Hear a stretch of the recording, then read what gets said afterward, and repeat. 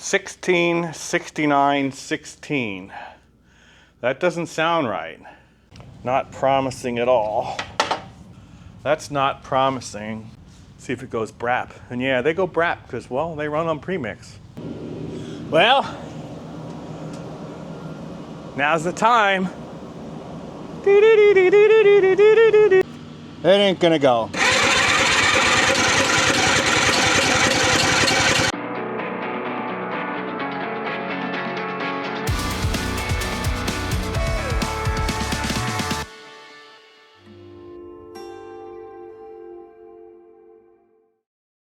In our last video, we used this RE5 tool, which the compression makes this needle go up and down, and you can measure the peaks of each apex on your rotor. 3 apexes. And they were low. They were even but low. And one commenter said, because I modified my intake hose, this is the original one, I put a compression fitting on it so I could change the spark plug adapter.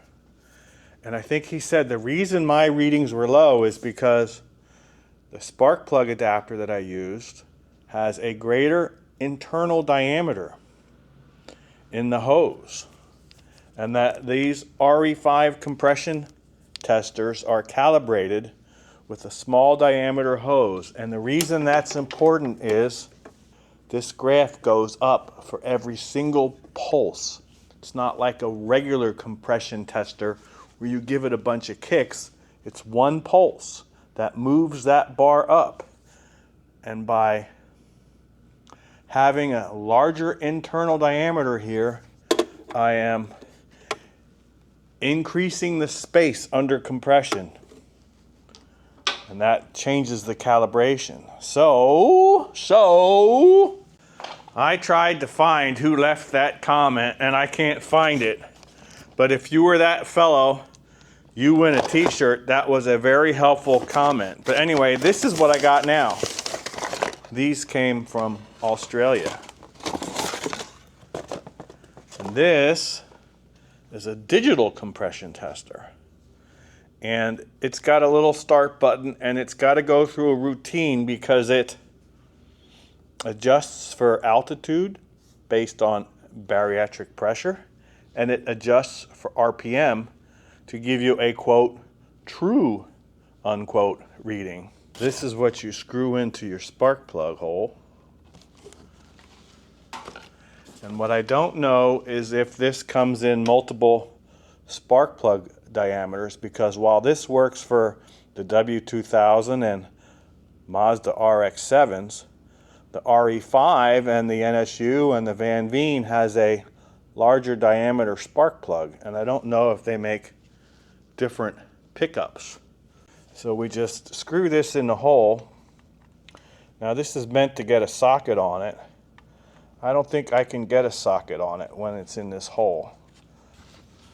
So we're powering that on, and it says start test, which basically all you do is this,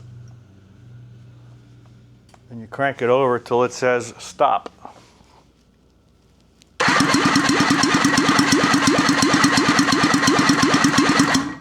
Stop test. Engine. 16, 69, 16. That doesn't sound right. Maybe I'm not quite sealed in there. I don't know. All right, I was able to get a socket on that adapter, but I only made it hand tight. We're gonna try it again. Recycle this. Start test.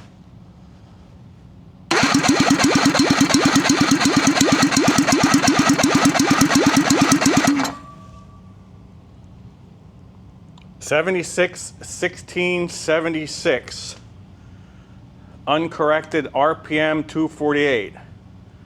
Corrected, it goes to what? It says the same. Barometric pressure. How do I get 3 different readings? 5.1, 1.1, 5.2. I don't know why I get different barometric pressure readings. Why would there be 3 different ones? That's not promising. Not promising at all. Here's what I don't understand. I don't understand why our RE5 gauge measured the peaks evenly, and this one is showing one low peak. I don't understand that. Now, there was a fair amount of carbon in this. If I can get it to run and get it hot, we can maybe get it hot enough to burn out the carbon and see if the compression comes back. All we're gonna do is get it started. So there's an edged, knife edge seal that goes in here, but underneath it is a small flat spring, and I can show you what that looks like. These are new old stock seal kits. I have maybe like 5 complete sets, and they're probably worth more than the engine. But beneath each seal, and let me show you what a seal looks like. And I don't know if these are apex seals or side seals, but they're little flat pieces of hardened steel. You can see there's 3 of them in this bag. And then they have corner seals and other types of seals for different spots along the rotor. But behind those seals, I don't know if you can see this, are little tiny springs. Can you see that in there? And that presses between the rotor and the seal so that the seal makes a good contact with the edge of the chamber. And they get gunked up with carbon, and then the seal doesn't freely move within the groove and the chamber. And when that happens, you can have 1 apex fail. You can actually have 1 corner seal fail. But what I doubt what we're seeing is, I doubt we're seeing damage in the chamber because it's only 1 apex. My guess is 1 is stuck with carbon buildup. If I can get it running and get it hot enough and free it up, we're good. Otherwise, that engine's got to come apart. Let me show you this also. This is the flywheel, and it's got a fan built into it. That's not a big deal. But what's unique about the flywheel is, well, yes, it's got a cam for the points. It moves, it opens and closes the points, but it's not fixed like a regular flywheel. This actually is loose in here because there's an advancer. So when it spins, that advancer locks and advances the timing as RPM goes up. I kind of got interrupted there. So like if you look at a regular flywheel, here's a flywheel from a Bultaco. And in this case, the cam for the points runs along, well actually this may not even have points because it's probably electronic ignition. But normally the cam runs on the outside. On those it runs on the inside, but it's fixed. It's bolted, it doesn't move. But on these, it moves around because there's an advancer built into the flywheel. And that's why when you hear a W2000 at idle, sometimes you hear it clanking around.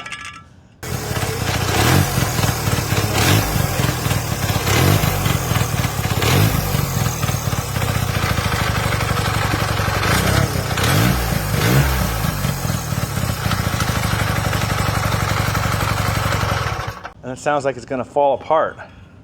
I think that's the advancer. So I put a little bit of grease in there. You don't want so much because you don't want the grease to get on the points. That's the points under there. So like the flywheel goes on, then there's a fan cover, and that's all there is. The points are down here. You have a lighting coil and a charging coil. Now I'm just going to address those points because if I take them out, I've got to retime everything, and I don't want to add other potentially change factors in this for if I see if it runs. Now if you look here at this flywheel, there's a line right there, and that meets up with a certain point here on the backing plate. I forget where exactly it is. Somewhere over here. I'll figure it out if I have to. And that's when the points are supposed to just open. And I have a tool for that. We're gonna look at that in just a bit. I'm gonna show you another special tool. We're gonna see if we have spark. Then we're gonna throw the carburetor on and try to fire it up. See if it goes brap. And yeah, they go brap because, well, they run on premix. This is something some of you snowmobile guys are going to want to see. That's the part number you want. 0976103-100. That's the part number to the flywheel puller. But you see, all in this block, there's a number of different holes because this Sachs flywheel puller is designed for all of the different Sachs Wankel engines, all the different snowmobile and even lawnmower engines and outboard engines. So that's kind of a nice tool to have. I'm lucky to have it. I've never seen another one. Now, I don't know how you guys put your flywheels on, but you see this, what is that called? The bushing. It's where the points rub on the cam. That gets in the way. You've got to clear that out so you can get the flywheel on. I usually take a small piece of cardboard. That's to hold the points open a little bit, push that cam out of the way so I can get the flywheel on. The question is, do we have enough room behind the front fender to get the flywheel on? Well, I took it off, so I should be able to get it on. Oh yeah, plenty of room. We'll cinch that on there. See if we have spark. So I don't have this flywheel anywhere near tight. I just want to see if we have spark. Please, please.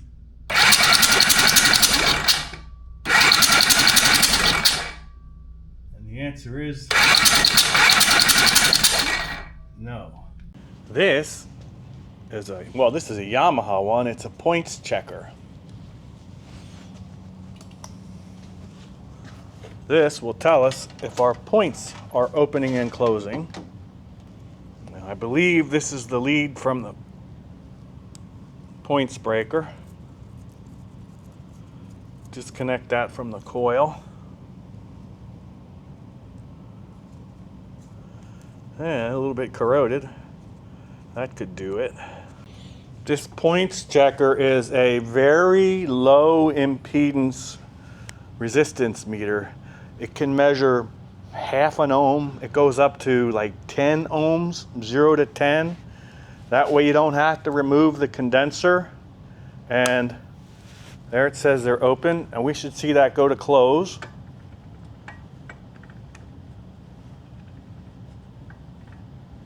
What was that? So those points aren't making contact. Wait, what was that?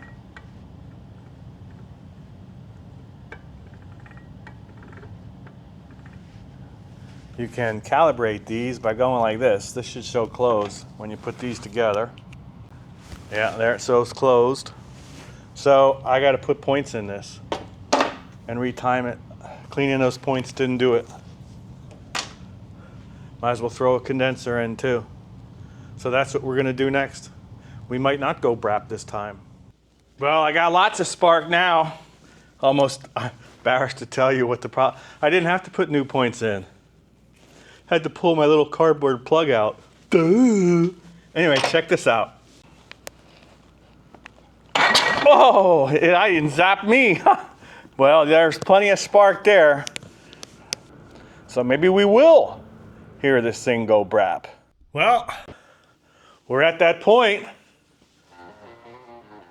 Will this thing go brap or will it go burp? I don't know if it's going to start or not. Maybe we should flip a coin. Let's say, heads I win, tails I fail. See if I have a quarter. Key. I don't have a coin. So what does that mean?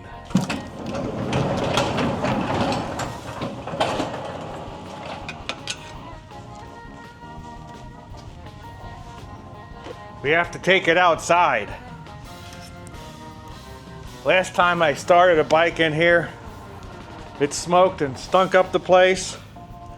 The fire department came.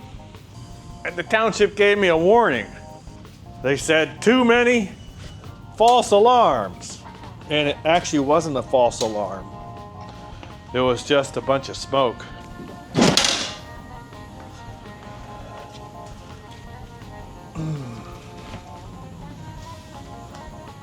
Well, it doesn't look horrible. I mean, yeah, it's got a lot of dirt and crud on it yet. But at least looks right now. Let's get the bottle out. I'm gonna run it on the bottle since I haven't flushed the gas tank yet. I'm running premix Castrol GTX. No, this is not a paid endorsement. This is what Suzuki called for on the RE5s. I've been using that in my Wankels since forever. A lot of you guys are now running a modern two-stroke, something like, well, I know you guys in England are running a Silcoline product. I ordered that for my Norton. I wouldn't run just any two-stroke oil in it. I haven't tried that yet. We're running the Castrol premix. Hopefully the carb won't piss all over the place. Well, now's the time.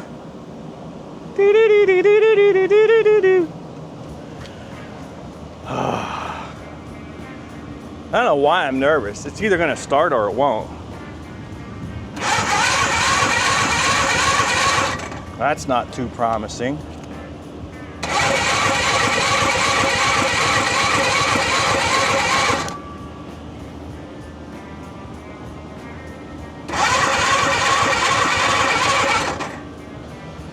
If we get it to rotate faster, it's like a poor man's compression increase. I don't know.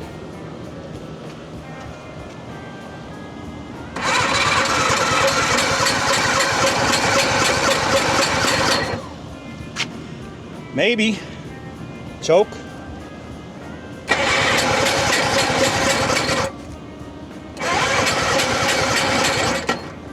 Well, I'm gonna jack it. Normally I would never do this, especially on a two-stroke. But we've oiled up that cylinder so much, there's probably enough residual oil to premix. Probably don't even need premix, so we're gonna jack it. See what happens.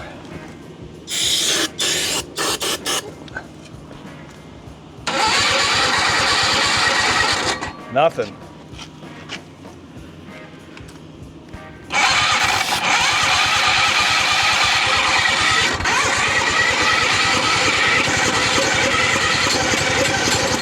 Ooh.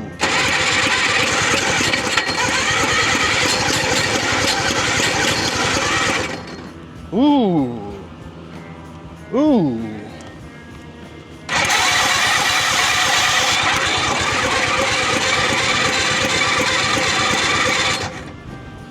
It ain't gonna go.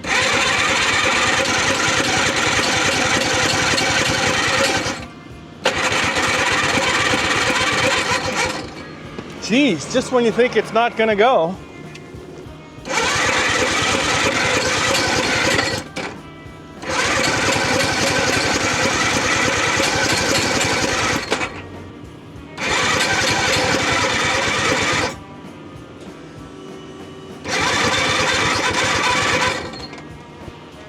That ain't gonna go. Duh. Well, I think what I gotta do is, I think those cases have to come apart. And yeah, it's just the front half, but you gotta get those seals freed up, measure them, see if they're within spec. If not, replace them. If they're in spec, just decarbonate, but I think that's the best we can do.